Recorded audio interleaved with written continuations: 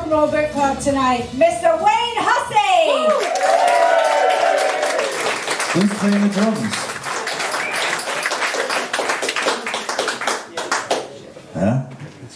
How are you, Wayne? Okay. You? Yeah, I'm very good, thank you, very good. How's the tour going? Only 3 more shows left. Yeah. So, it's been a long one. I'm still here, I'm still alive. Excellent. And you've got Nambucca tomorrow night? Nambucca tomorrow night. Who's going? Awesome. That's about fucking right, yeah. There'll be 5 of us there anyway. We'll cheer nice and loud. Mm-hmm. So we're here to talk about your fantastic book, Salad Daze. Has anybody read it? Yeah. It's good, isn't it? Yeah, there's more people than's come to the gig. And tell us why you decided to write it, and tell us a little bit about the title and the cover. Okay. Why did I decide? I decided to write it because some people close to me have been on at me for a little while to write a book, because I had some funny stories and blah blah blah. And after the last Mission album, I felt creatively exhausted, and I thought it was time to do something else. So it just seemed like the right time. I was approaching my 60th birthday. And I thought, well, get it down before I forget everything. And so that's what I did. Omnibus very kindly encouraged me along the way, which was very nice to know that there was somebody willing to put it out for me.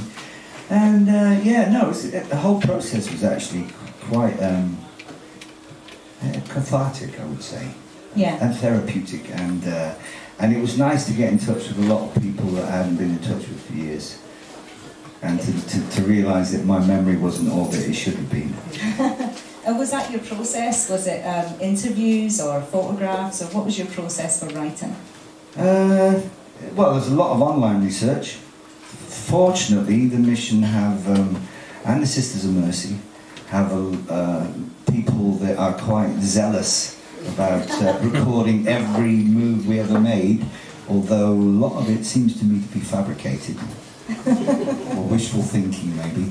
But no, the process was actually really good. I was talking to you in the pub before.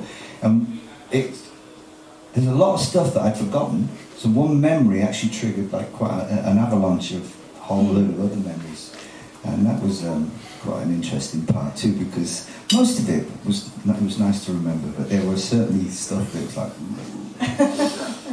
It's good though, you've been really candid in the book. I mean, you put it all in there. Not all of it. Well, we'll get to that tonight. Tell us about the title and the cover.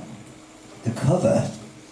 Well, because the book actually finishes the day that Craig and I left the Sisters of Mercy, it just seemed ideal to put a photograph on there that was from that time. And that photograph is actually Jill Furmanowski's from the session we did for the cover of First and Last Norways. Right. And it was never used before, and I found that they sent it to me. Jill sent it to me. And it's like, yeah, I love that. That would make a great cover for the book. I prefer the one on the back, actually. It was very cute. Yeah. What happened to him? I don't know. I still got these trousers though. Well, they're very similar. I've still wear them. Been wearing a pair of. Sorry? Too short. Too short. No, I've got a pair that's very similar for grown-ups. Let me finish. And what about the title? The title, well, the Mission released an album of radio sessions, I think, back in the 90s, BBC One radio sessions, called Salad Daze. It just seemed to fit for the book. I mean, originally I had some, I think it was going to be called A Punnet of Cockles and Winkles. Right. But that was a bit long-winded, and I didn't think it would appeal to my audience, our audience. I don't know if Omnibus would have gone for that. Well, it's a lot of words to get on the cover, isn't it? So you just mentioned there this book finishes when you leave the Sisters of Mercy. So we're actually just going to cover that period of your career tonight, what is in the book, because there's the Rock and Roll Book Club and we focus on the book. So we might touch a little bit on the mission, but it's mostly going to be your life before that. So we'll start with your childhood. Okay. In 1957, Wendy Lovelock hooked up with a handsome native of Los Angeles named Tony. You were born Jerry Wayne Lovelock on May 26, 1958 in Bristol. Gemini. Gemini, yes. Twins. You came very close to being adopted, but your lovely young mum didn't let it happen. Tell us what happened there. Your mum was very young, wasn't she? Well, you know what? They never made it a secret that I was adopted, to me anyway. But it's one of those things when you're 4 years old, you don't really realise, you know. And it was only when I was about 10 or 11, I was at church one evening, and the secretary of the church, I was playing a board game with him, and he said, "So when did your parents tell you were adopted?" Huh? I wasn't. Oh dear. Okay, so that was. Then obviously I started crying, and he called my parents, and he came down and explained that my mum didn't adopt me. I was only adopted by my dad. Yeah. But that was when it kind of dawned on me what it was all about. What it was, because I had memories of my dad not being around. And him coming, you know, my first real memory was actually of their wedding. And I don't know whether that's a real memory or it's just something that's, you know, I remember the photographs. I don't know, it's one of those things, you know. Yeah. And, but before that, though, you had, your mum was put into one of those church-run... it was that time in the 50s, you know, it was very taboo, so her mum... Phone's gone off. There you are. Yes. Okay. And her mum disowned her, so she then went into one of these church mothers, young mother's place. Yeah. You know, where they kind of make them work right up until the day they give birth, and so. She was put in one of those in Bristol, and with the intention of giving me up for adoption.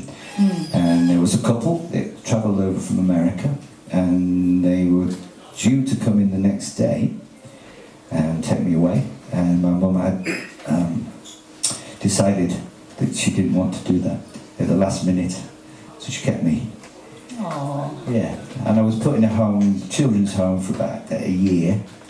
While she kind of sorted her life out and got a job and somewhere to live and everything. So, yeah.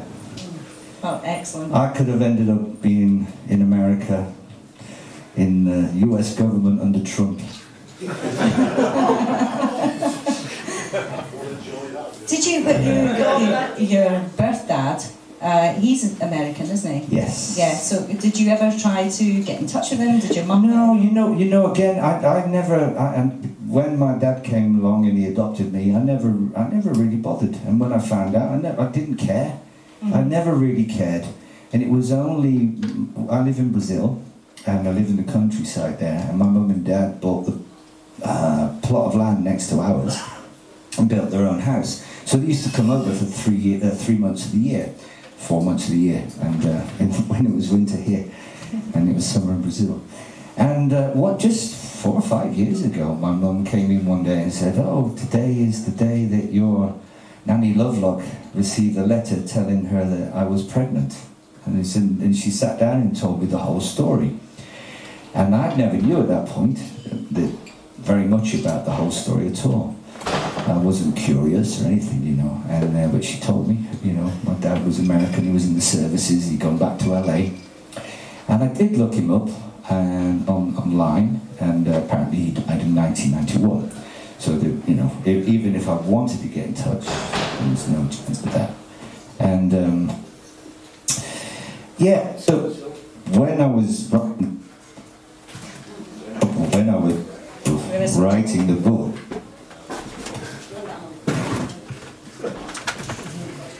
it's like a just like a gig. Yeah. And so I was writing the book. I actually interviewed my mum for that first chapter, and that was actually the last chapter I wrote. The first chapter. Right. Yeah, so it was quite interesting because I learned a lot of stuff I didn't know at all, and it was I mean, you know, I love my mum, and we're close. I can tell that. I mean, your love for your parents really comes across.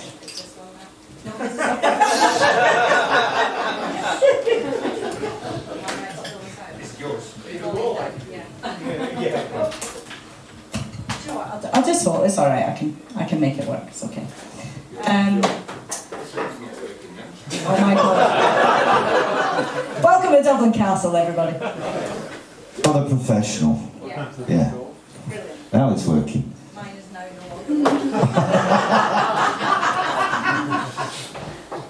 Should have had a sound check. Yeah. Okay. Yay! No. Right. Do you know what, Hamill? Come and just unplug this one and plug this in for me. So, Give us the song. give you a song. All right. Okay. When you walk Yeah. through the storm, Not that one. hold your head up high. Can we have Wasteland?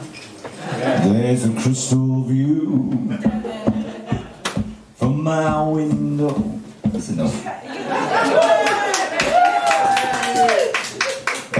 Brilliant. I was trying to get a clap going there. And I can see for years to come. Are you really going to sing it? Because if you No. I'm singing tomorrow. It's a night off. All right. You'll be singing later. Give him another Shiraz. So staying on. So you were just talking there about your family, and your nanny Lovelock got a 3-bed, and you all settled in there. And you were raised surrounded by females. I get the impression you were really close to your family. Yeah, we still are. It's still a very close family. I think. I mean, I compare it to how I see other people's families, and you know, I'm very close with some of my siblings. Not all of them. I mean, I've got 2 younger brothers and 2 younger sisters. Very close to my parents. But yeah, you know, it's also I was raised as a Mormon, where the emphasis is on family. You know, with that religion. So yeah, we're going to talk about that. So I want to ask you quickly about something really important in the early chapters of this book. I know what's coming. If you guys have read it, I mean, I was quite shocked, to be honest. Early on in the book, around the age of 7 or 8, you mentioned your great pride in and the very high importance of your little winkle. Tell us about your little winkle, Wayne. It's not so little anymore. Anyway, no, it was before that. When I was born, my mum's got 2 younger sisters, and her best friend was Auntie Pauline, who I called Auntie, who really wasn't my auntie. And none of them had, you know, they were very young, so none of them had children. So I was kind of doted on. You know, so it was fussed over and all kinds of stuff. It was lovely. I mean, I guess it was lovely. I think it's probably scarred me for life. But yeah, I mean, I was the only one amongst all of these people that I knew with a winkle. It's like, why am I so different? Why have I got one and you haven't? And then my aunties started getting married and started having children of their own, and cousins that were boys, and I was like, oh, you got one too. Yeah. So it was a relief in many ways to know that I wasn't that different after all. Yeah. Full chapter on that, ladies and gentlemen. Yeah, it's not a full chapter. The first chapter. Yeah, I don't call it Winkle anymore anyway. Oh. Don't ask. Is that next to the pull-out centrefold? Yeah. Maybe next book, mate. We might come back to that. You mentioned that you're a religious family raised in the Mormon faith in Bristol. Now, a really interesting story in the book is you went on a pilgrimage to the Mormon General Conference and a strange thing happened. First of all, you went camping. Where was In Manchester. who the fuck goes camping in Manchester? In fairness, this was the days before premiering in Travelodge, you know, so there was a mass influx of Mormons into Manchester over this weekend because the Mormon prophet from Salt Lake it was his first conference in the UK. This was 1971, I think, something like that. So we all had to make this pilgrimage up to Manchester. Of course, you know, in those days, nobody could afford hotels. So we camped in Manchester, just outside. Anyway, I did get to go to see Manchester City versus Tottenham, which was my first ever proper football game. I'd seen Bristol Rovers and Bristol City, but I don't count them. And then... But prior to that, I'd been on scout camp in South Wales, and the Mormon church had their own scout troop, and I burnt my hand really badly, actually. It was the right hand, actually, and on the scout camp, and it was bandaged and everything, and the doctors actually thought I'd be scarred for life. So anyway, when we went to the Mormon conference, but I got bored. Sneaked out, and then I saw this crowd at the back gate where and I thought, oh, I'll join this crowd and see what's going on. And it was the prophet made his speech, and he was coming out in a limo, and as he passed, he opened the window and rolled down the window and put his hand out to shake a few hands, and he shook my hand, bandaged hand, and lo and behold, went back to Bristol and went back to hospital a couple of days later, and it was completely healed. I wasn't scarred or anything. So my mum thinks it was a miracle. Yeah, I'm not quite sure what it was. I think it was just the wrong, I don't know, I think the doctors got it wrong in the first place. Being the ever cynic. Pretty remarkable though, that he touched your hand and then you went back and it was fine. Yeah, I know. It was. I'm downplaying it really. You know. Well, religious themes have kind of stayed with you throughout your music, you know, career, iconography and so on. Is it true that your mum and dad wanted you to become a missionary, and is that how you came up with the band name? It's partly true. Yes, of course they wanted me to go on a mission. I'm the eldest of 5, so, you know, I had to set the example, which was quite a heavy thing to actually grow up with, to be honest. And I wasn't particularly rebellious until I left school, and then it was like, no, I ain't going to church no more. Right, get out.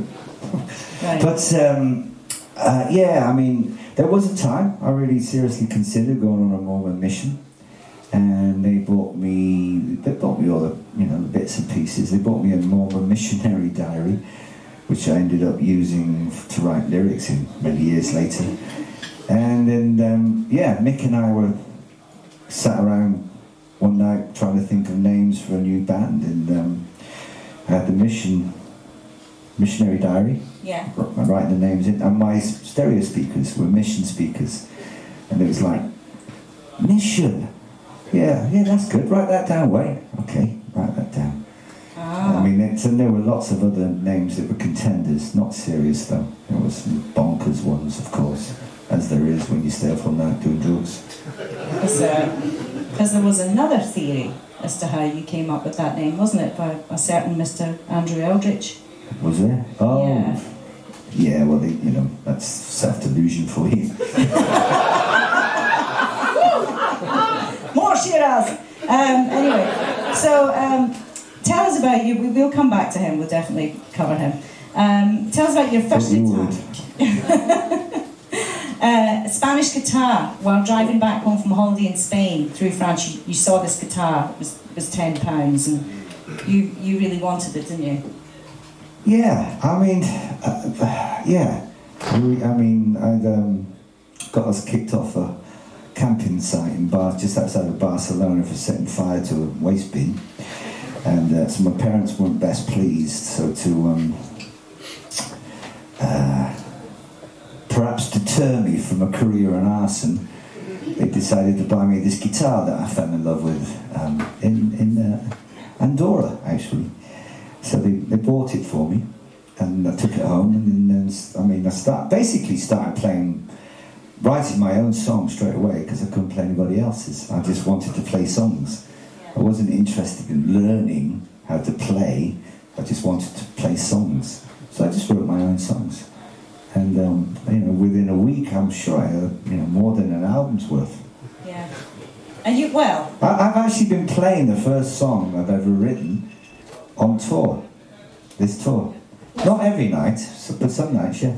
What is it? No, it's called Seagull Woman. It's totally nicked off T-Rex, who were my favourite group at the time. Yeah. It's one chord, and all I do is move one finger off.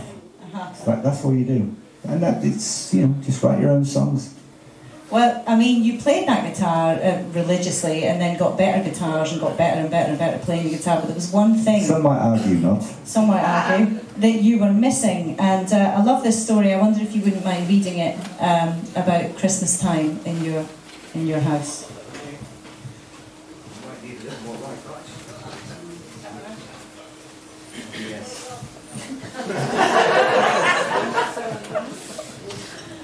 I love Christmas. It's wonderful and magical. Christmas morning in our house always went like this. We'd wake up, usually very early, to find on our beds a Christmas stocking that contained a few small gifts like a pen, an orange, a chocolate bar, or even a chocolate orange. Maybe a book, maybe a small toy, but nothing big. All the big presents from Mum and Dad and uncles and aunts were piled up around the Christmas tree in the living room. They weren't there the night before when we'd gone to bed. During the night, Santa had been, and as we didn't have a chimney, had somehow let himself into the house and had scoffed the digestive biscuits and drank the milk we'd left for him. And in return, he'd left a huge pile of presents by the tree and stockings on our beds. Obviously, and sadly, by 1974 and being 16 years old, I now saw through this charade. I knew the truth, but because I had younger siblings, we kept up this masquerade, and I quite happily played along. On Christmas morning, we weren't allowed downstairs, and certainly not into the living room where the presents were, and Mum and Dad were up and awake. And then we had to have our breakfast. Always the bloody breakfast first. It was cruel to make us wait and eat our Weetabix or Shreddies first before opening the presents. But it did make us savour the anticipation all the more. Once breakfast was finished, Dad would lead us into the living room, and he would sit by the tree while we would all find a spot nearby. After a quick family prayer, Dad would pick up the presents, one by one, and, reading the labels out aloud, hand them to the correct recipient. This is for Adam, from Auntie Jean and Uncle Nobby. And then we'd all cheer, and Adam would open the present in front of us all and show us what he had been given. And this next one is for Wayne from Nanny Lovelock. You could always tell Nanny Lovelock's presents because she couldn't really wrap them properly. And so a bit of the present was usually hanging out before you'd even picked it up. It's a deficiency I have inherited from my nan. My presents are pretty much wrapped like that too. This particular Christmas, 1974, Dad had handed out all the presents from under the tree, and I'd carried my pile back to my bedroom, thinking to myself that I'd made a pretty good haul this year. A few record tokens, a fake Ben Sherman, a box of Turkish Delight, an LSC annual, a diary, some new pants and socks, a Brute deodorant, and a high karate gift pack. Yeah, I was lucky. Some people get nothing. Then, maybe 5 minutes later, Dad called us kids from the bottom of the stairs. Come back down here. I've just found a present I missed behind the settee. We, or four of us, my siblings and I, traipsed back down the stairs and into the living room again and resumed our positions. When we were comfortable, Dad wheeled out from behind the couch a Marshall 50-watt combo amp Santa hid this one away. It's for Wayne. And as my family cheered, I burst into tears. I know, 16 years old and crying like a baby. They were tears of ecstatic joy, just in case you are wondering. Big bloody softy that I am. Wow, bloody wow. My first coherent thought was, this'll shut up that bass player John. Well, good and proper. After giving Mum and Dad a huge, big thank you hug, they explained to me that after seeing me work so hard in saving all the money I earned from my summer holiday job to buy my new guitar, they thought it only fair to buy an amp to go with it. What brilliant parents to have, eh? It's a shame and a regret. I haven't always appreciated that.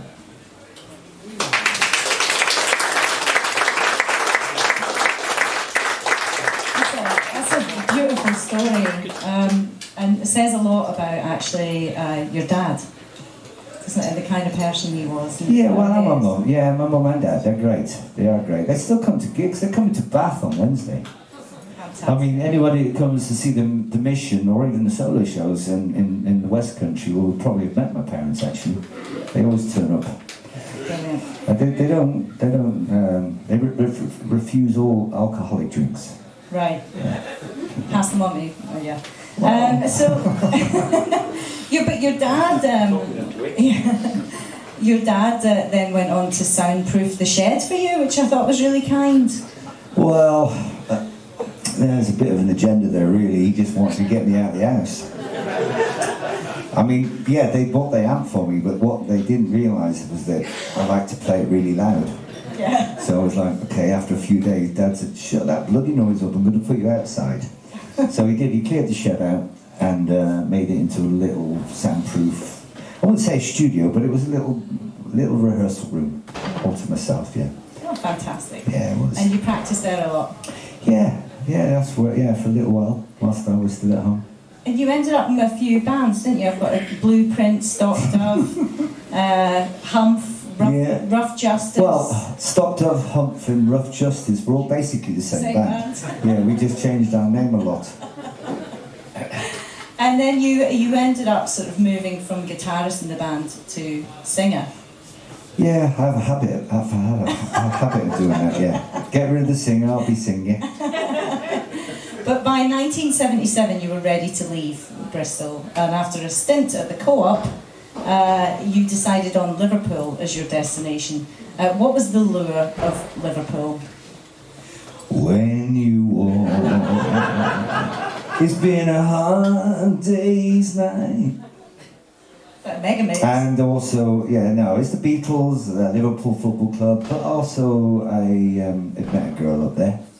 Mm-hmm. So it just seemed like the obvious place to go. It was always gonna be, really. When I think back to it now, it's like I considered going to London here, but I just think, looking back, I think it was the best decision I ever made going to Liverpool. Sorry, London. You said. Talk a little bit about the significance and the impact of Eric's and that scene at Liverpool at the time. Well, I mean, just imagine, I'm come up from Bristol, I'm a young, innocent boy, I've never drank or smoked or anything, and somebody takes me down to Eric's one Thursday night, and I meet people like Holly Johnson and Pete Burns and Julian Cope and Ian McCulloch, and this is all before they became in bands and stuff, but so it was just like, wow, this is Sodom and Gomorrah, it's the complete opposite of the Mormon church dances that I was used to. And I kind of really fell for it in a good way. I would see people going off to the toilets in 2s, 3s and 4s and think, what are they doing in there? I have no clue. Well, maybe they were. Maybe, I don't, maybe. It was the time. And I had no idea, really. I was so naive, so green. But it was a fantastic time to be in Liverpool because all of those bands were born out of that creative... that Eric's was a very creative place, it was the... Yeah. Who did you see at Eric's when you were born? Well, I mean, all the Liverpool bands, first gigs, you know, you think of the Bunnymen, Teardrops, Orchestral Manoeuvres, all the big Liverpool bands from that period. Ultravox we played with the Pretenders, we played with the Undertones. I saw Iggy Pop there, B-52s, XTC, you know, you name it. Everybody played that. Really, Yeah. Wire, I mean, really. And the band I was in, the Deadbirds, we played with John Cooper Clarke one night, and the first band on was a band from Manchester called Joy Division. Right. So Joy Division supported me. Yeah. Never heard of them. Yeah. Yeah. I don't know what happened. Where have they gone now, eh? You almost had to go back to Bristol, but thanks to the intervention. Well, I did go back to Bristol. You went, well, Yeah, I mean, did go back, but then I permanently, went back to Liverpool, yeah. You went back to Liverpool, and then came the Deadbirds. The Deadbirds became the Walkie Talkies. And at this point in your life, you describe yourself as sort of this emerging kind of pop star, as insidious, self-serving brat. What was going on here? Nothing's really changed. Yeah, no, I think I was very, very motivated, very driven, and all I cared about was music. All I cared about was making music and being in bands and wanting to go on tour and wanting to make records. It was never about money. Yeah. It was never really about fame. It was just about being in a band and, you know, emulating the people that I saw Eric, so you could go on tour and play, you know, the F Club and the Factory and Marquee and things like that, you know. That was it. Were you getting annoyed that other bands were making it and your band wasn't? Fucking right. I mean, yeah, and Liverpool was a particularly bitchy scene, you know, so every time there was one of them started, you know, getting some recognition, national or international. I mean, Flock of Seagulls were the first band from that group of bands to actually have international hits, and they got so much abuse from the other bands in the city because of it. Yeah, because of the stupid haircuts and everything. But you know, they also had some good tunes, to be honest. Yeah. Great hair. Great hair. Great hair, but not great records, though. No, there's one or two good records. Pretty good. Yeah. Hey? My rhyme, yeah, it's good. One. Yeah. The more I live, no, the more you live, I can't. They got two or three. Photograph. Yeah. It's not worth buying the greatest hits, though. We're jumping forward here a bit, but because we want to get to the good, the juicy stuff. But you worked with Hamby in the dance, and you worked with Pauline Murray and the Invisible Girls.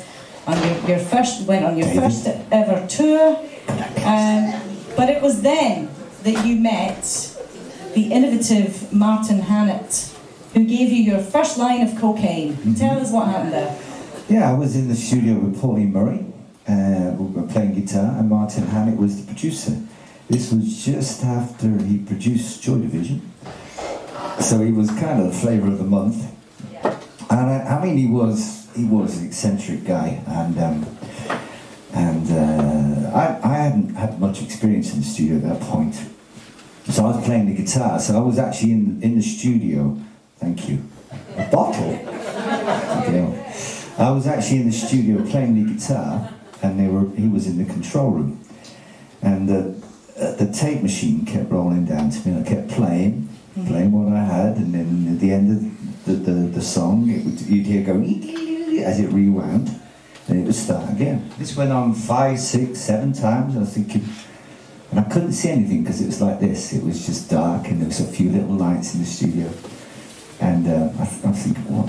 No one's saying anything. What's going on? You know, am I playing this right? What? So I did it 3 or 4 more times, and then by that point I thought, no, I need to find out what's going on.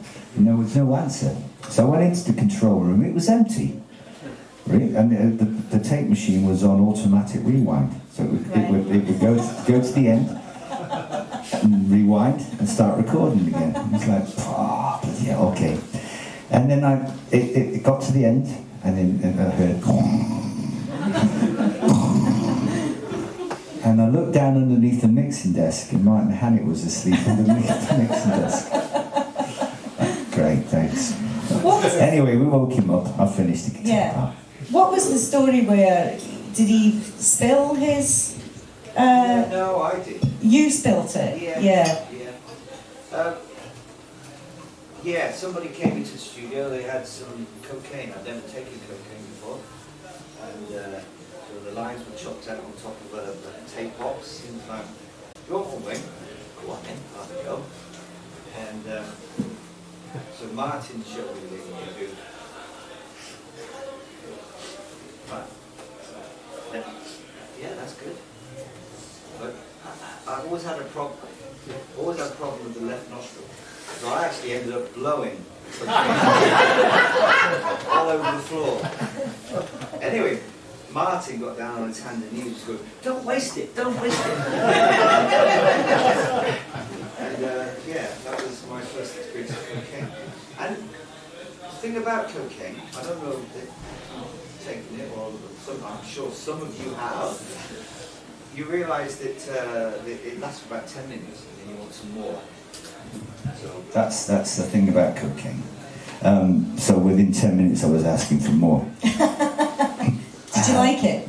Yeah, of course I liked it, Yeah. but it was too expensive for me. You know, I mean, I was on the dole at the time, so it was, you know, I went back to Liverpool. It was like, no, I can't afford cocaine. I'll have some speed instead. Yeah. And that was the start of something else. Yes, the speed became a daily habit. Yeah, it did for a while, yeah. Don't regret a minute of it. Yeah, well, fair enough. I mean, and also like later in the book, actually, I mean, just staying on drugs, Wayne's drug experiences, you talk about a very detailed account of trying heroin in Hume, which is actually a really beautifully written piece. I won't ask you to read it. Is it? Yeah. Okay. Yeah, it's about... About what? Oh, yeah. Yeah. Oh. So it's a mucky bit is in the It's not book. really mucky. It's PG. At least PG. 15. well, But anyway, do you, in the book, you reflect on whether you know, these days you miss having a little drug or two? Do you, and if so, what do you miss? you know exactly. You told me last night what it was you did. If I miss anything, it's probably LSD and ecstasy. But the problem is the recovery period now. And the come down. In the old days, you know, I could do that, stay up all night and still go and play the show the next day. Now it would take me a fucking week to recover, at least. How does it affect your songwriting? Or how did it affect your songwriting? Well, I very rarely wrote whilst I was under the influence of, certainly, hallucinogenics. Speed was very good, actually, for writing.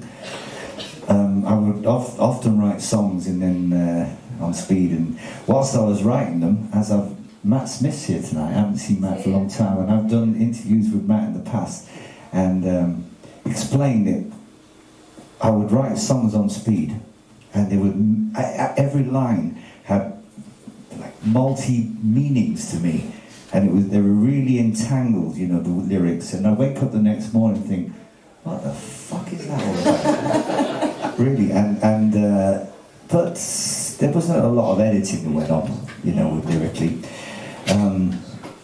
But hallucinogenics, no, I could never write on hallucinogenics. But speed was quite helpful. Okay. Let's talk about your time in Dead or Alive.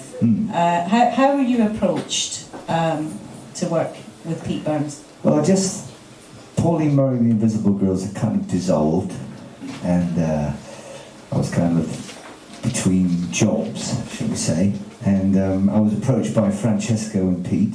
Francesco was Dead or Alive's manager at the time, and he was an Italian that lived in Liverpool, who became actually a very good friend of mine. Still is. I still see him every now and then. And they approached me to join Dead or Alive, but at that point, I have to confess, I wasn't a fan of Dead or Alive. And I was hoping for, you know, a job in the Teardrops or the Bunnymen, you know. Dead or Alive at that point were, you know, just local.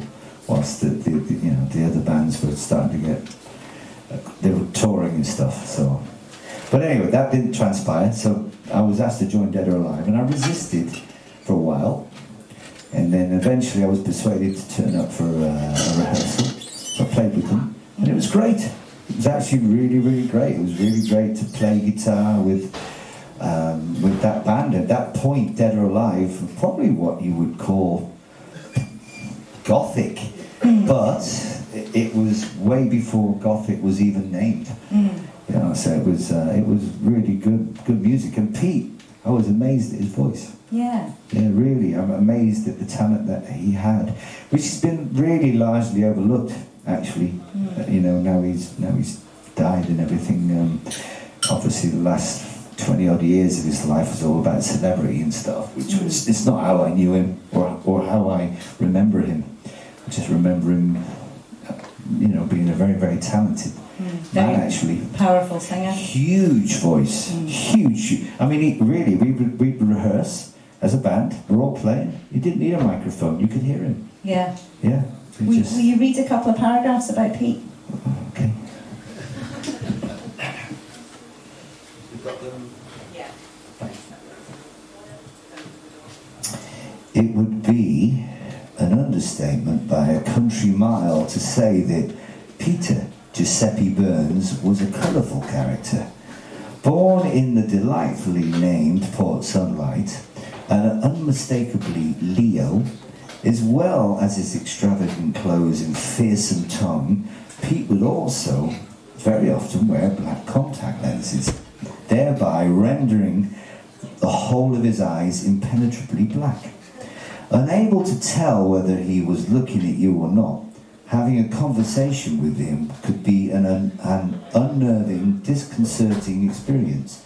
Much like, I guess, people having conversations with me while I'm wearing my shades.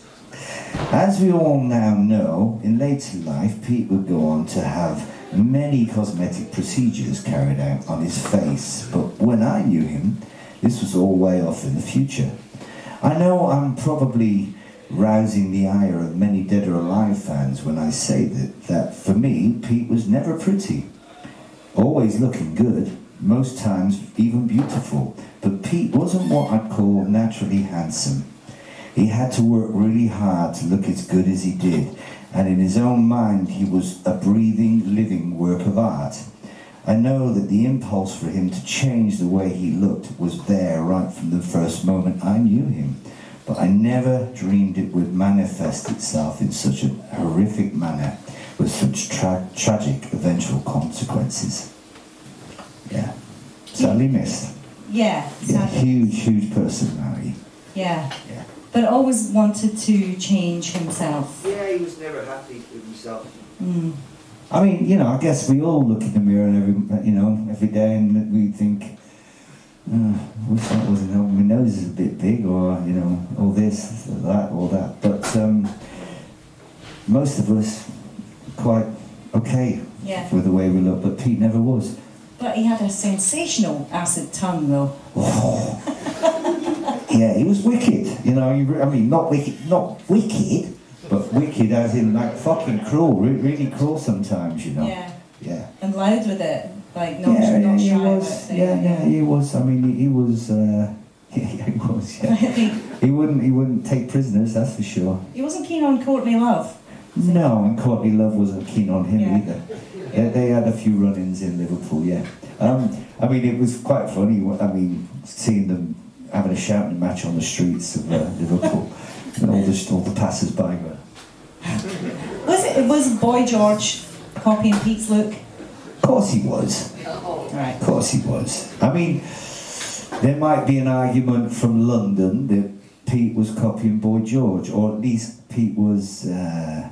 I read Jordan's book actually, because Jordan's book is on Omnibus Press too. Yeah. And in that, she's actually quite disparaging towards Pete and saying that he copied her. Wow. Okay. More or less, I think, if I seem to remember rightly.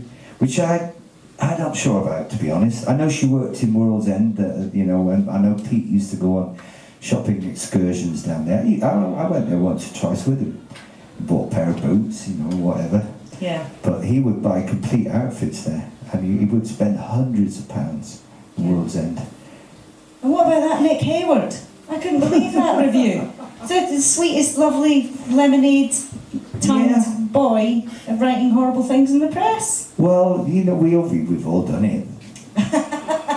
You get to do the singles reviews, and it's you can be a little bit disparaging towards other people. I've had my moments too, but that was particularly horrible. I've actually since met him a couple of times, and he is lovely. Yeah, he is a lovely guy, but what he said that time was pretty awful. Yeah, I've met him. Well, he smiles a lot. Yeah. He does. He's always smiling. But he's got the teeth for it. Yeah, he does talk something. Some people have. Lovely man. So let's talk about Leeds. You moved to Leeds.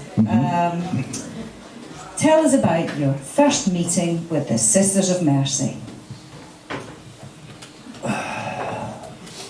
Well, I'd left Dead or Alive, and again I was between jobs. Then I received a call, and it was, "Hello, my name is Andrew. I'm in a band called the Sisters of Mercy, and we heard you're quite a good guitar player. We need a new guitar player. We're quite interested in whether you'd be interested in joining us." So I arranged to go over to Leeds to meet with him and the rest of the band, which I did. I got a friend to drive me over, and turned up at the house, which was, all the curtains were drawn, knocked on the door, walked into the living room. It was just dark, and there was this bearded figure sat in the corner. It was like, "Hello, I'm Andrew. Which one of you is Wayne?" "I'll be me then, mate." And anyway, within minutes there were lines tucked out on the table, and and the rest of it. We started talking about things. Found out he was a Manchester United supporter, but at that point, Manchester United were rubbish, so it didn't make any difference to me. Yeah. It became a problem later, as many things with Andrew did. Right. But we got on all right, and then Gary and Marks lived in the house. And then I went to the bathroom, and there was a knock on the door, and then Craig turned up, Craig Adams, who ended up being the bass player in the Mission. He turned up and thought Kenny, who I'd travelled with, was me. He said, "So how long have you been playing guitar then, mate?" "Oh, about 2 weeks. I'm actually a keyboard player, actually," which kind of confused Craig a little bit. And anyway, I came back from the bathroom, and it was all sorted. "You want a line, mate?" "Yeah, go on then." "You want a fag?" "Yeah, mate." So everything was sorted. And so we got on all right, And Andrew gave me a pile of Sisters records from, I don't know, Reptile House, Alice, all that stuff. Temple of Love hadn't been released at that point. Right. But he gave me a copy of that. And what else was there? Body Electric. What else was there? Oh, the first EPs. Yeah, all that stuff, all that early stuff. And so I took it home, listened to it, and it was like, okay, yeah, it's all right. I didn't really like the voice very much, to be honest. Right. Because I was in Liverpool, and the bands that were I liked were more poppy. Like Teardrop Explosion, Echo and the Bunnymen, and Lotus Eaters, and things like that. So it was I just thought it was a fake voice, actually. And having met Andrew, it sounded nothing like the way he talked. Yeah, so what, did you mention that in the book? So he sings pretty deep like that. So what's he talking about? Yeah, I mentioned the book. He talks like... What's his name? God. Leonard Rossiter in... what's that TV show he was in? Rising Damp, yeah. He sounds like... Yeah, he's a bit like that character. That's what I thought. Rigsby, yeah, that's right. I walked in expecting Darth Vader, and it was Rigsby. Sorry, Andrew. I'd like to say he's a very nice man, but I have no idea. Well, he asked you to change your name. Yeah, he did, actually. He said, well, a couple of days later, after I'd listened to the records and thought, yeah, this is all right. What turned it around for me was hearing Gimme Shelter, their version of Gimme Shelter. I thought, fuck me, that's brilliant. And I thought, yeah, I'd like to do that. Up to that point, I mean, yeah, Alice was good, Floor Show was good, Temple of Love was all right, it was good. Yeah, it was Gimme great. Shelter was like, all right. Yeah. I get it. Okay, I get it. And so when Andrew called me a day or two later and said, yeah, we'd like you to join, I passed the audition without playing a note. Yeah. It was the strength of my personality that got me the job. You had the right look. Yeah, probably. I was quite willing to do whatever he put in front of me. Anyway, so he called me and then he said, yeah, we'd like you to join the Sisters. And it's like, great. But one problem, okay, we'd like you to change your name. I'm Andrew Taylor, Gary Marks is Mark Pearman, Craig Adams is Craig Adams, and we'd like you to change, we're not very happy on the Hussey. All right. But no, I'm not going to change it. We're not very happy on the Wayne either. Well, you know what, mate? I'm Wayne Hussey. It's either Wayne Hussey or I don't join. So Right. he gave in. He went for it. Yeah, that's the only time he gave in to me, though. Just on that, your name before Wayne is Jerry. Why did you choose Wayne? I didn't choose Wayne. I was christened Jerry. Yeah, that's a good point. I was christened Jerry, but as soon as I was christened, my parents started calling me Wayne. Oh. Random. It happens sometimes. So I mean, at school it was very confusing because when they called out the register, Jerry Hussey, Wayne Hussey, here. So, Andrew, you've described there, quite a dark character, sits in the dark, curtains drawn. In terms of the songwriting process, Andrew would work, unsurprisingly, at night time, and you would work during the day. But although you found this difficult, it did in fact produce some magic, didn't it? Should we just hear? Yeah, I'm not sure the magic would have been there if we'd actually been in the same room together. I think it would be a good time to hear about Black Planet and Marianne, if that's okay, that process. Sure. Sing it while we're waiting. I hear you calling Marianne. That's how it goes, right?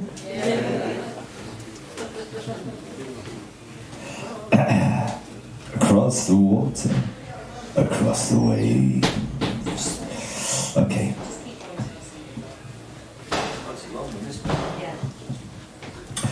One morning, I recorded the backing track for what we'd been calling Dance on Glass, adding a few extra guitar and piano parts that weren't on the demo. Finishing the track early and finding myself alone in the studio, I started working on a new simple bass line that I'd just come up with. I set the DMX was the drum machine, Dr. Avalanche, to play a very straightforward boom twat rhythm, and recorded the bass line, adding additional sections as I went along. With the bass completed, I started overdubbing guitar parts, 6 in 12-string electric, an ebow, a little piano, and very soon had this glorious sounding backing track.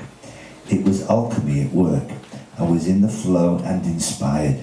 It's rare, but it's wonderful, and you have no choice but to surrender yourself to it when it happens. The whole song was written and recorded within the space of maybe a couple of hours. Neither Mark or Craig played on it, as neither of them were around at the time.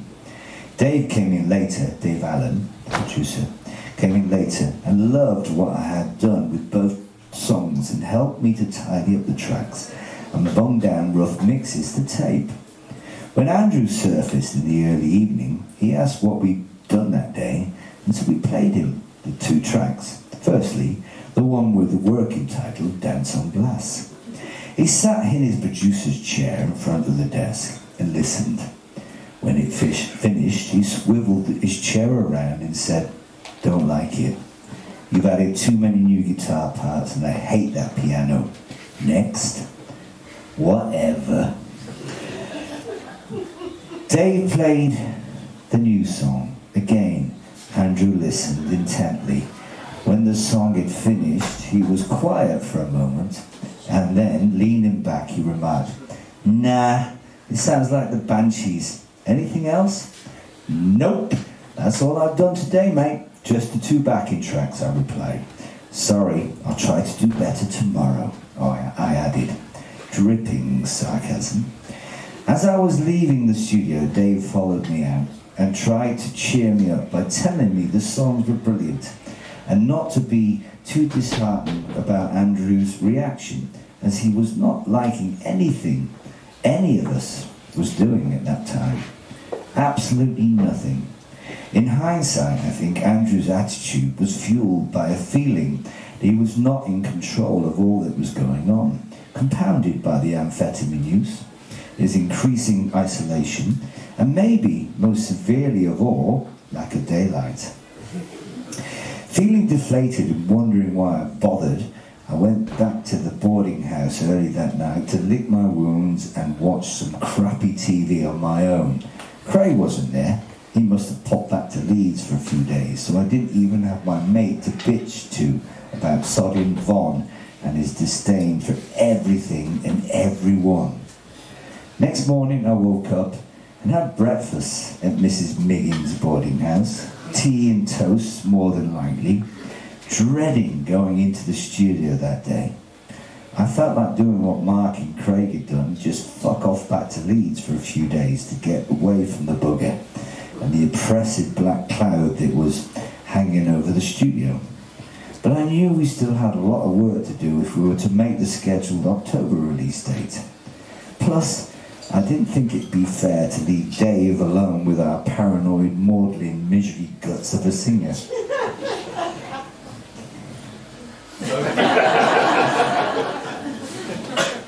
Yeah, I should have put a little pause there for laughs. Walking into the studio that morning, all was quiet. Nigel, the engineer, was sat reading a newspaper. I asked him to put up the multi-track of the song with the working title of Dance on Glass.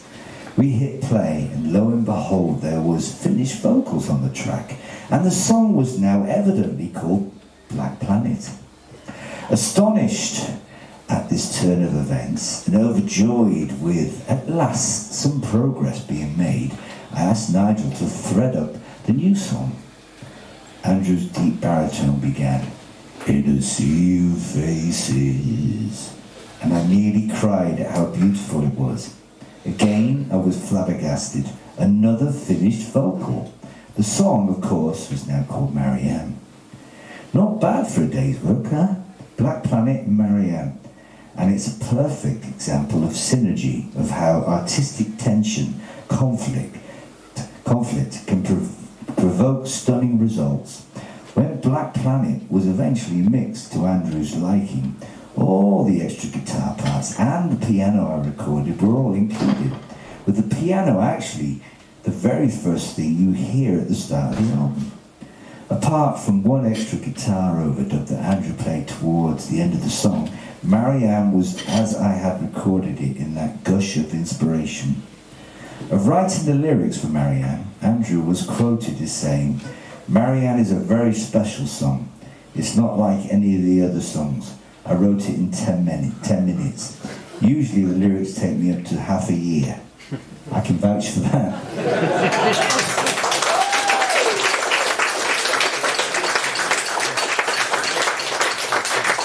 I mean, 2 incredible tracks, particularly Marianne. You must have felt ecstatic when you heard the vocal. Well, I was more relieved. I mean, yeah, they are. I mean, particularly Marianne for me is one of those moments. I listen to it now. I have no idea what I played because it was just a gush of of stuff coming out, and it was all done in one rush of inspiration, one rush of stuff coming out. And I listened to it, I think, and sonically, to me, that's probably one of the favourite things I've ever been involved in musically. Yeah. I think.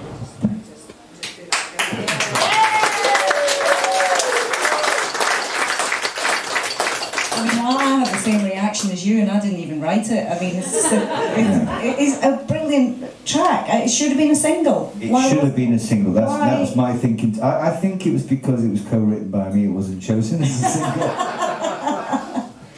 No, I don't know. I understand. I don't think it's an easy radio song, but I think it's a song that touched a lot of people at the time. Still does, actually. Definitely. And yeah.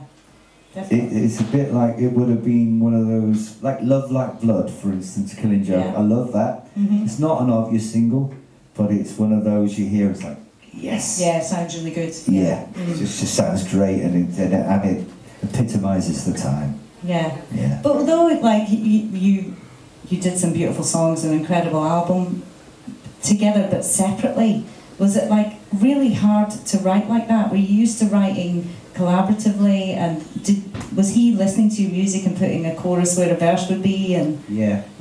So what was your intention for that? Well, there are no hard and fast rules for writing songs, and each and every band that I've been in, we'd write in different ways. So for instance, with Hamby in the Dance, I'd sit down and write tunes face to face with Hamby with two guitars. With Dead or Alive, we get into rehearsal and we just play. We just play, and then sometimes some good things happen. We say, yeah, that's good bit, let's keep that. Right. That's rubbish, fuck that off. Find another bit. And that's how we wrote. With the sisters, we all kind of worked separately, which is kind of odd to me at the time. So we'd have a Porter studio, and I would take it off and I'd write some tunes, guitar things, and put the backing tracks together. And Gary Marks would as well, and Andrew would as well. Craig, not really. Right. Bless him. But that's how we wrote. So we bring those tunes to the group, the consensus. Yeah. And To Andrew. Well, no. At that point, you know what? I know Andrew has that reputation, but at that point, he was actually quite open. Yeah. And in to the extent, if you listen to First and Last and Always, there are no tunes on that album. There actually is. They all emanate from either me or Gary Marks, basically. And that's a weird thing about that album. I think that's also part of the problem with why Andrew has a problem with that album. Because he wasn't involved as intrinsically and as, how can you say, everything that the sisters have done before, since, has been totally him. He wasn't driving all of it. No, he wasn't at all. Yeah, and he was doing everything else. I mean, you say very kindly, in the book, Andrew managed the band, he ran the label, Merciful Release, he did all the artwork. He was overworked, but that was his choice. He was power crazy in the sense that he wanted control of everything, which is fine. Which is fine if you have the time to do that. But what suffered for Andrew was the contribution of music, and also writing the lyrics for that album was so painful for him. Yeah. Really. Yeah. It took so long. I mean, that album could have been finished in 4 weeks, really, if he'd had lyrics. I mean, I think also in the book I say that Gary Marks says that, by the time it takes Andrew to get a headphone mix he's happy with, we could have finished the fucking album. But you mentioned that increased isolation for Andrew. You're all doing lots of drugs at this point, and he's, having a lack of daylight. He's really busy. Do you think that you can hear that lack of daylight, that darkness, that isolation in his lyrics on this album? Yeah. At the time, at the time I was just a guitar player, just a musician making music. I didn't really listen to the lyrics that deeply. Didn't really. It's like, yeah, that's okay. That sounds all right. There were a few that were like, okay, I'm not sure about that. Body and soul. Like, okay, not sure.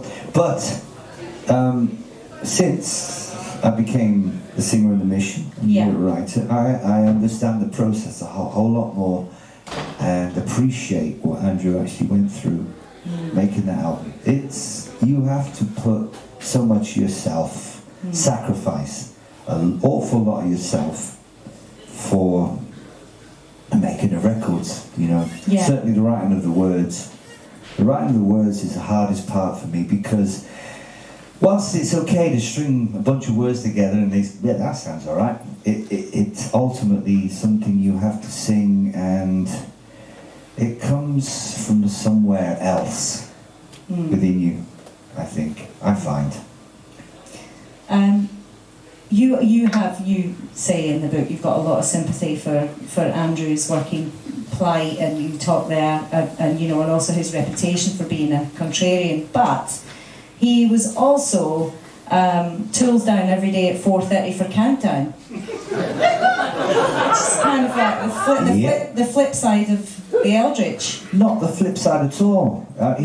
He is a very learned man. He's very educated. He's very, very, very intelligent, to the point of, I think it actually gets in the way. Right. You know, those kind of people, yeah. Mm-hmm. And which is fine. And Countdown really, you know, rang his bell. He liked word games. I mean, really, to have a conversation with Andrew was, it's like, fuck's sake, what are you talking about, mate? Yeah. It's hard work. It was hard work talking with Andrew, because it was not ever. I think you know me, even just for the 2 nights we've been talking. I think you know me well enough to know that, you know, I like warmth in people. I respond to warmth in people. I respond to people. Andrew's not like that. Andrew wasn't like that. I don't know what he's like now. No, you say that. You say I couldn't find any warmth in Andrew. No. Yeah. No. I mean, if I saw him now, I would go to hug him, but he'd probably, you know, Yeah. recoil. But you did see each other. You did have a cuddle. Yeah, we did have a cuddle, and it was very nice. And he was. I think he might have been, you know, otherwise. But he gave you a nice compliment as well. Yeah, he did. Yeah. Yeah. You're still the best guitarist I've ever had in this band. Yeah, and it's still true. Next one, Vaughan. Did you ever play him at Scrabble? Did you ever beat him at Scrabble? Fuck no. His games. I mean, I know he plays Scrabble with friends of mine. Those games would go on for days. Speed-induced Scrabble. I mean, really. It's like, it takes, I mean, you know, you sit there and watch, it's like 3 hours to make a move. It's like, oh. No. And he's far too clever for me. You know, Fox. Wayne. You're not allowed names. Yeah. No, that's Wayne, as in, you know, the moon wanes. Oh. No, they spelt it wrong. Yeah. Oh, bugger. We're going to be coming to you guys for questions very soon, so have a think about what you would like to ask Wayne Hussey. Wayne Hussey's here!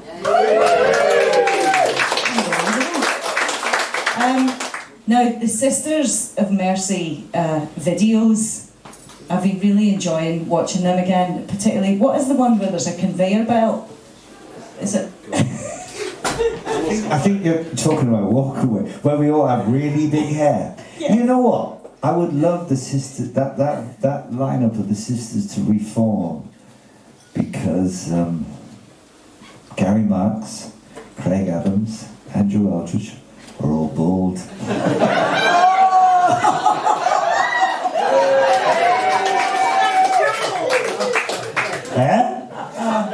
It's not cool, it's true.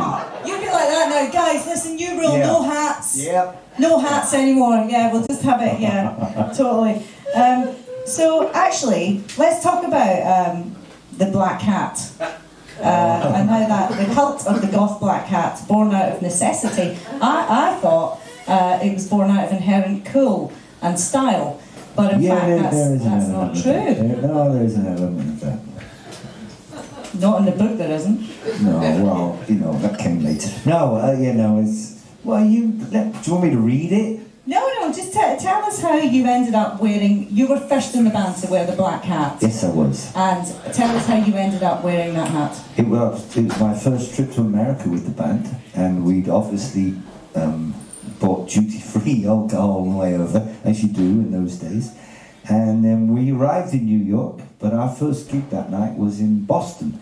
So we had to get in a minibus and drive to Boston. And so we thought it's about a 4-hour drive from New York to Boston. So to alleviate the boredom, we started in on our duty-free. Andrew was sat in the front, there was the driver, our tour manager, John. Andrew was sat in the middle, and then there was Ruth, our promoter. He's like a fucking teacher's pet in the front, And the three of us were sat in the back. Hey, Pernod. Mark was drinking Pernod, and Craig and I were drinking Blue Label vodka. Anyway, it soon went, and I ended up falling asleep on Gary Marks' chest. I was sat next to him, and at that point I had big hair, like Robert Smith in the back combed in hairspray and everything. And I fell asleep on his chest. Anyway, he threw up in his sleep.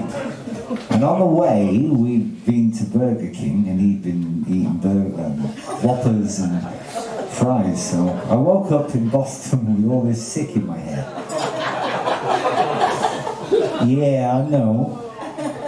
And it was all down his chest as well, but he just changed his shirt. Anyway, got to the club, in Boston, which was called the Spit Club, funny enough.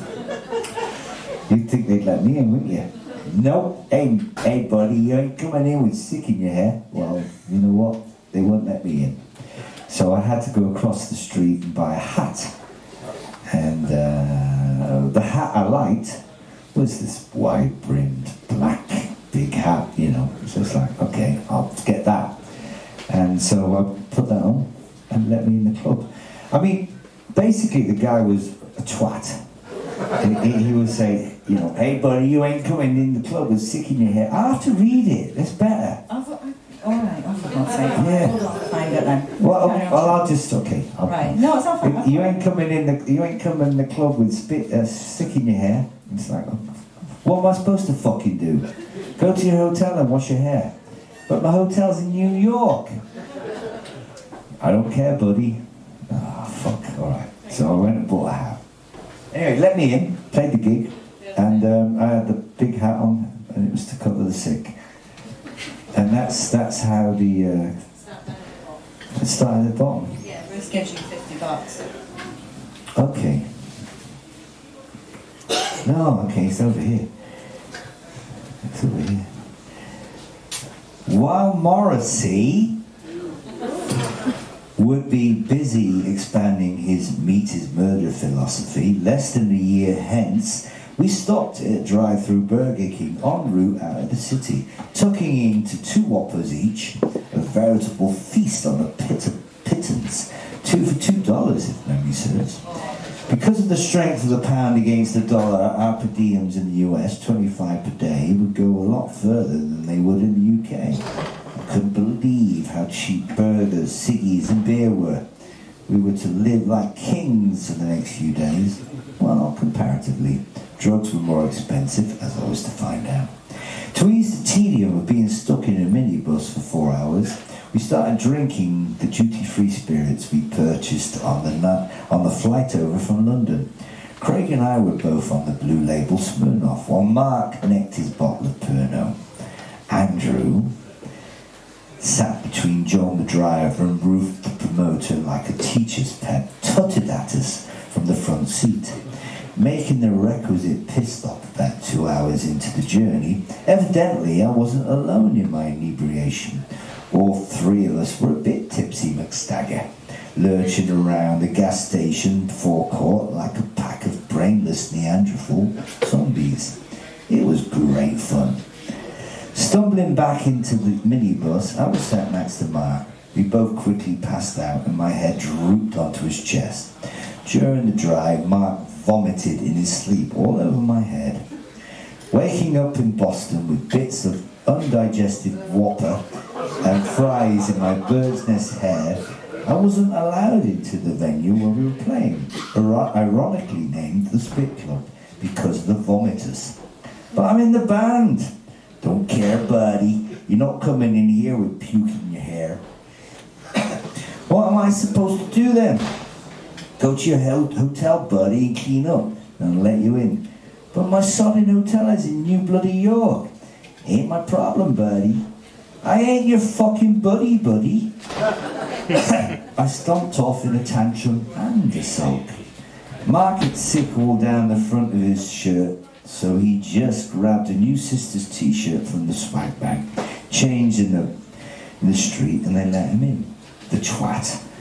Craig had already vanished into the club, no doubt in search of someone to score some speed from. While Andrew just looked at me with something resembling pity, maybe disgust, and shaking his head, disappeared into the dark of the Spit. Ruth came to my aid. Look, here's $50. There's a hat shop just over there. Go and buy yourself a hat to cover up the...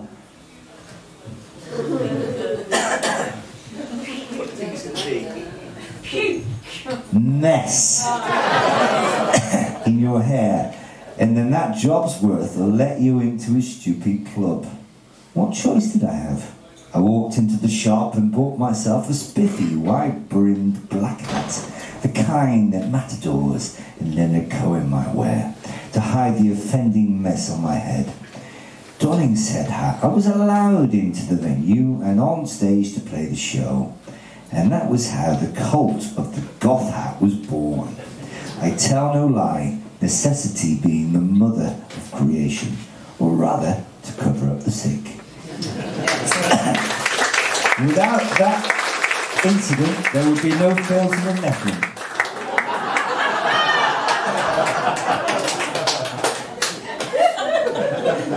And then Andrew started wearing a hat after that as well, didn't he? Yeah. So, but that was also through necessity. Yeah. Well, he developed alopecia. Yeah. Through the course of the album, because of the lifestyle, he got very sick, actually.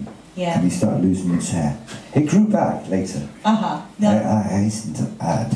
There is actually a brilliant story in the book about how even although you and Andrew didn't always see eye to eye, or anyone saw eye to eye really, there's a really good story about that photographer sneaking a picture with his hat off and you guys all... Yeah, that sums up my attitude towards the British music press, actually. Yeah, basically got his head kicked in, didn't he?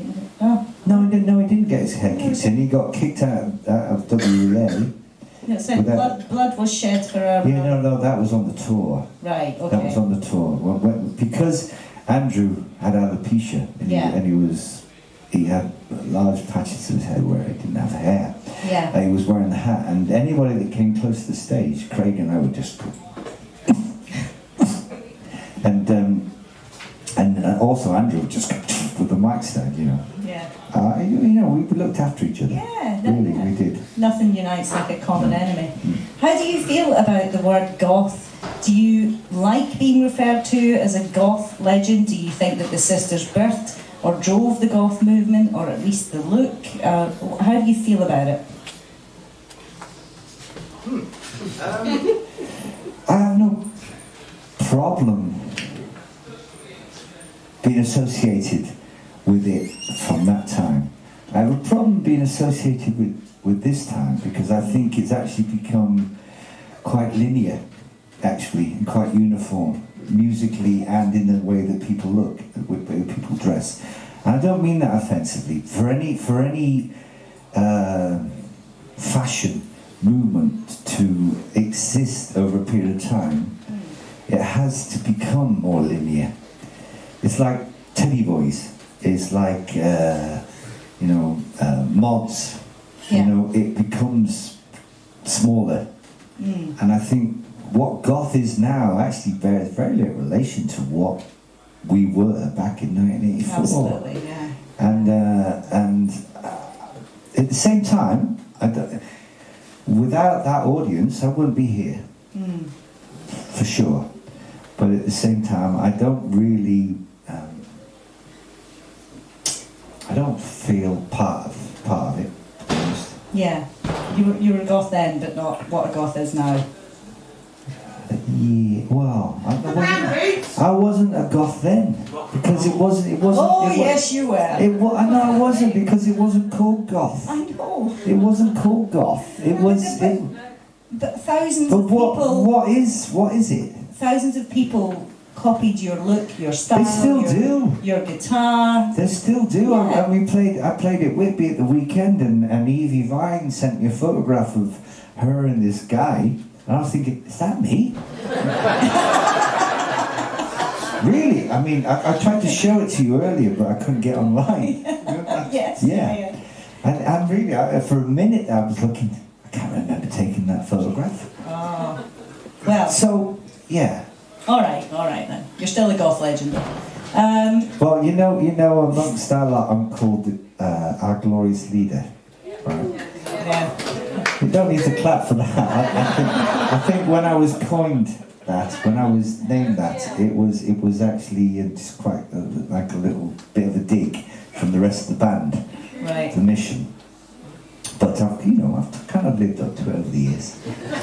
But Evie Vine's boyfriend, who has no idea of the history of the mission or anything, he's like 90s and 2000, he's younger. Marilyn Manson. Yeah. No, yeah. But he's OGL. Does that mean old grumpy legend? So I did contact the current lineup of the Sisters of Mercy. Current lineup? Yeah. What's the current lineup then? Oh, Andrew Eldridge. Oh, you contacted him? Yeah. You managed to contact him? Well, I say contact him. I contacted Ben Crystal, who I know. Yeah, but he's not in the band anymore. He is. Ben? Yeah. Oh, he is. Which one left then? Chris Catlers. Oh, yeah. Chris, Well, yeah. Okay, one of them left. So is it Dylan Jones now? Yeah. Anyway. Dylan Smith. Dylan Smith, that's it. Thank you. Smith Jones? Smith Jones, Alias yeah. Smith and Jones? Smith Jones. Very good. They were very good. I went to see them at the Roundhouse actually. You know what? I heard they were very good They on were. this tour. They were really Yeah. good. Really good. I've heard for many years they were rubbish, but on this tour they were actually quite good.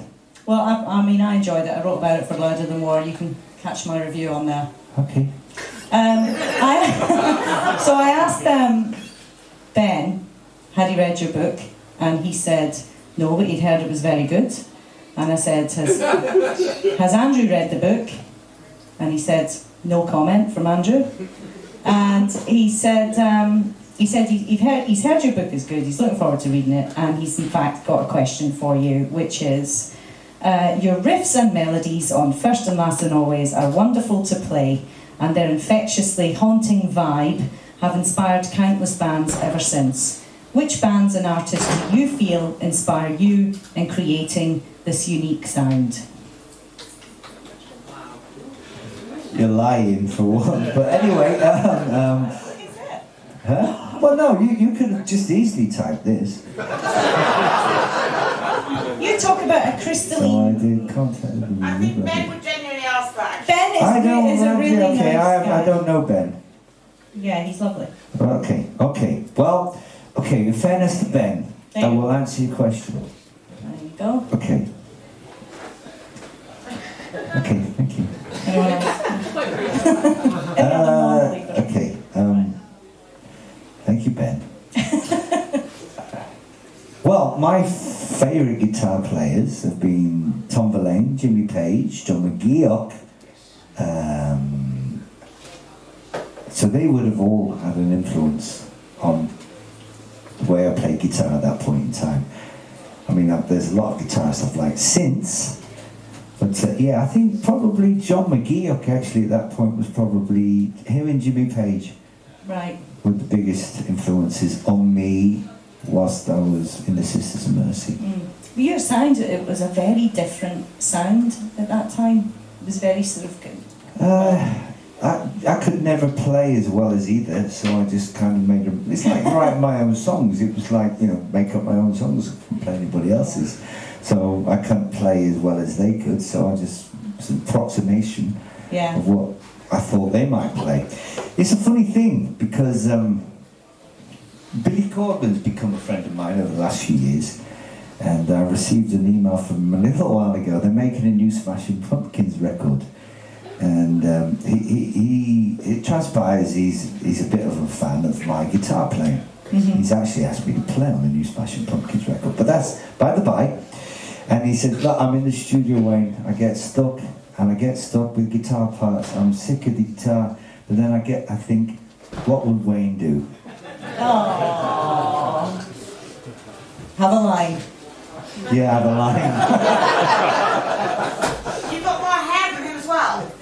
Sorry? You've got more hair than him as well. Yeah. Yeah, that's a point. Yeah. We'll take questions now from the audience now. Just stick your hand up. We can just about see you. Stick your hands up. Yeah. Can't see a fucking thing. Oh, hand over here. Is that? Yeah. Wayne. Hello. So I've heard you say a couple of times that not everything that comes out of your mouth is absolutely true. So what I'd like to know is how much of the book is truth and how much is a fiction? Good question. Well, we were talking about this before. It's a funny thing, because I could be sat with Craig and Simon at the Mission, and we're reminiscing, and we're talking about one particular incident or one particular episode, and we all have very, very different memories of it. So ultimately, I talked to a lot of people, a lot of old friends whilst writing the book, but ultimately I thought, you know what, their memories are different than mine, but I'm going to write what I remember. It doesn't mean it's the truth, it just means that's how I remember it. Also, in the book, there's a lot of conversations recalled, but as I said in the book, also, the conversations, I mean, how can you, I can't remember what I said 10 minutes ago, let alone 40 years ago. So the conversations are how I remembered the meaning, the gist.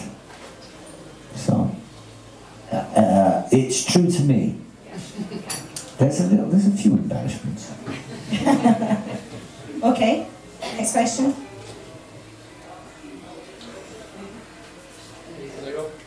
Can't hear. Oh, over here. Yeah. Can't see a thing. I can see. Go for it. Go for it. Hello. Just talk. Yeah, Listen. just wondering where you get your work off the top, because you work so hard and you've got such a sort of, you want to get it right and perfect and stuff.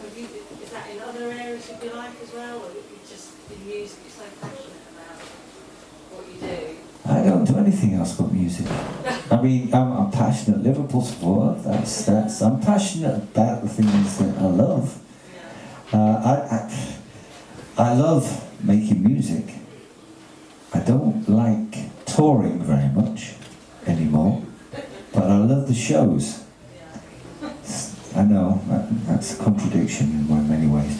I think I've inherited that work ethic from Mum and Dad. You know, when my Mum and Dad come out to Brazil, they're on holiday, right? And it's like, I might put a film on in the afternoons. Oh, we can't watch that now. You know, it's daytime. We have to wait. We have to go and mow the lawn, or we have to go and do this. We have to go. And I think I've inherited a little of that from them. Plus, I love making music, as I say. So I have a studio at home. Every day when I'm at home, if I'm not writing or doing something else, I will go into the studio. Okay. Hiya. What you got next? Are you going to do a movie soundtrack or something like that? It sounds like you should be doing something like that now. You've done stage already. I did the soundtrack for a play in Brazil last year, which was a lovely, actually, a really lovely experience, and very. I didn't have to write any words. I just wrote music, and I just wrote music for a piano, violin, and acoustic guitar that I played. And it was a lovely experience to do that without the pressure of actually having to write words and sing. The Mission are going on tour next year, and next year will be spent mostly playing shows with the Mission. We're doing a tour we start at the end of February, we finish in May, and we're doing festivals throughout the summer. Then I think we're going to play some more shows towards the end of the year. After that, I've got another book to write. And I don't know, at some point I would like to I did a thing the other night in Whitby with a string quartet and a piano player, which I absolutely loved doing. It was basically just reworkings of already written songs, but completely stripped down, and it was great, really lovely to be able to sing as opposed to shout, which is what I feel I have to do when I'm playing with the band. You know, fucking drummers. And loud guitarists. But I don't know, at some point, it's a funny thing with I don't write songs unless I have to write songs for a particular purpose. And but I'm feeling the itch. So I don't know where that will lead. Good. Hi. Were there any stories you left out of the book for legal reasons?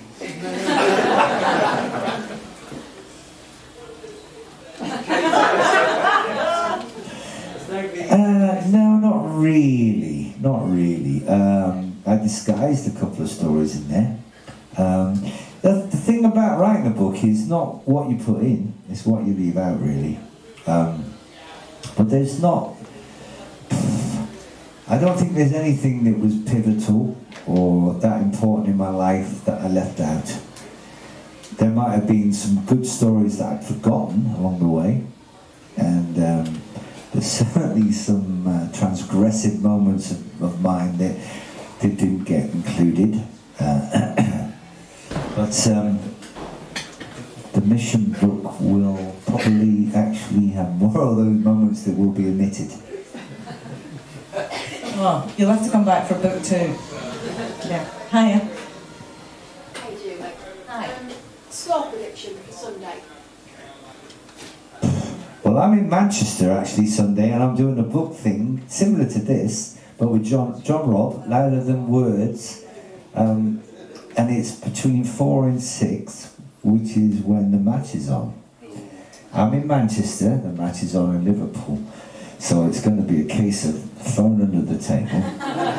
Score prediction, I think we will win, actually. I think we will scrape it, and I think it's going to be 3-1 actually. Well, you have your flag on the table. Of course I fucking do.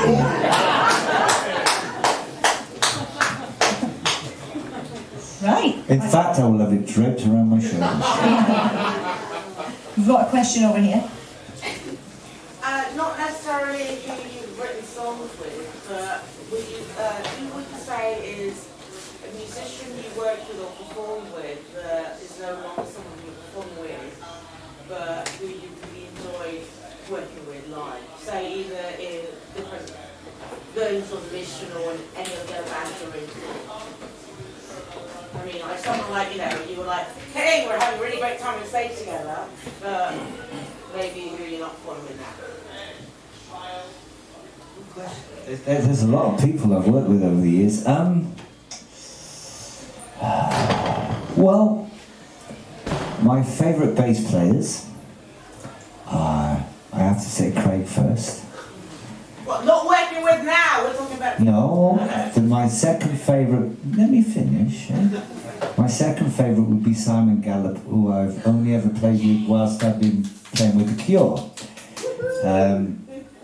And Simon and I have talked about doing some stuff together in the future, but whether it's always drunken conversation, 4 o'clock in the morning. Yeah, it'd be fucking great to have a band together, wouldn't it? It's one of those.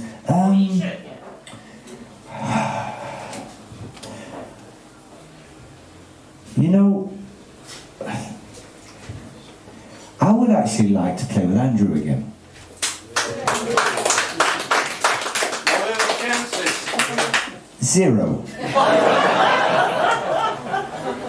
I'll text Ben Christo and see if I can fix it up for you. No, I would like to do. I would like what the thing with Billy Corgan and Craig and I. We went to Chicago and we spent a week playing with Billy, Basically, we played first and last and always with Billy Corgan singing.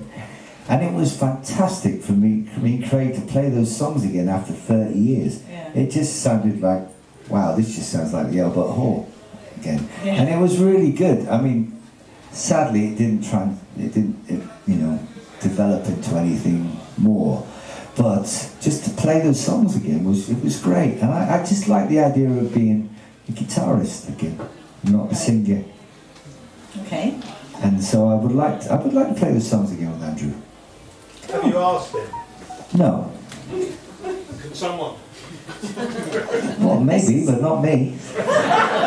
This is actually being recorded, so... So, I don't care. I was just saying if you wanted to give a message to Andrew now. Oh, well, there's bad blood. And I'm not sure that Craig could be in the same room with Andrew actually without wanting to kill him. What if Craig wasn't involved? We're not having that. I would work with Andrew, yeah. Without Craig? Yeah, without Craig. Okay, one more question. Hiya. Yeah, you say the Mission are obviously going to be touring again, which is brilliant. Are you planning on coming to Wave Gothic Treffen next year? No. Oh, But we are playing Mira Luna. Oh, yes! thank you! Where in fact you played with the sisters. 15,000. John, we've got to go there. All right, Oh, that's amazing. Wayne. Is that it? Almost. Any more questions? Oh, we have many, but yeah. We'll just say one more from the back there. Just going forward musically, obviously we're at Whitby, seeing you with the Divine. What plans do you have, or would you have, but strings wise, going forward, not only album wise, but tour wise, project wise? What we've got to look forward to? Well, that was a one-off, which we rehearsed for 3 days for, but it ended up being one of the highlights of my life, my musical life. I loved it. I loved the way that I could sing to those readings of the songs, as opposed to try and shout above the noise. I would love to do more with them, but it's very expensive to do because they're top players, and I would like to do more shows, but the rehearsals were recorded. The show was filmed, so I don't know whether there's going to be something that comes out of that. I have to view it and listen to it. I would like to do more shows with them, but again, next year the mission is taking up the year, so I'm not sure when that would be if I was to do it again. But I loved it, really. It was a beautiful thing. And going forward, when obviously you've got the tour with the Mission, and when you've done a little time, when you're back at home with your slippers on, and you get bored with that, are you going to look into that string project? And the thing is, after the dressing room, in the euphoria of after the show, and that was great, blah blah blah, and we were all happy and said, let's do an album. And we did talk about me writing a new bunch of songs specifically for that lineup, which sounded great at the time, but now I'm 2 days later I'm thinking, I need to write some songs. The thing is, I write songs, and when I write the songs, I don't know at that point what to do with them. It's only when I think, okay, this is going to be a solo record, or this is going to be a Mission record, or this is going to be something else, that they move in that direction. But firstly, the songs have to be written. thank you. Cool. Okay. Well, thank you, Wayne. Just a couple of little points before we finish. If you'd like to buy Wayne's book, it's on sale tonight. Over here, you can get it from Tony for the reduced price of £15, and you can bring it over here. up, meet Wayne, have him sign it, and have a conversation.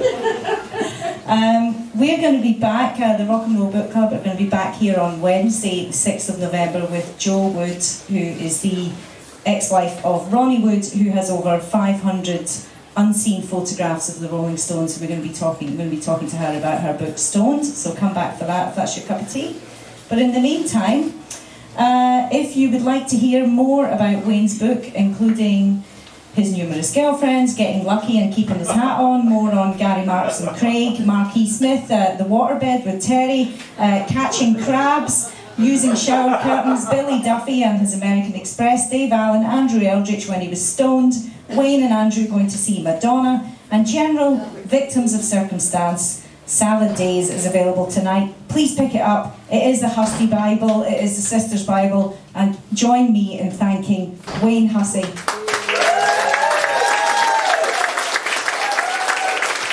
Thank you. We'd also like to give a big shout out to Omnibus Press for fixing this up and publishing this fantastic book. And if you've got nothing better to do tomorrow night, I'm just up the road.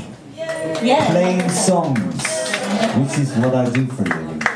Lest we forget. So now we're going to have some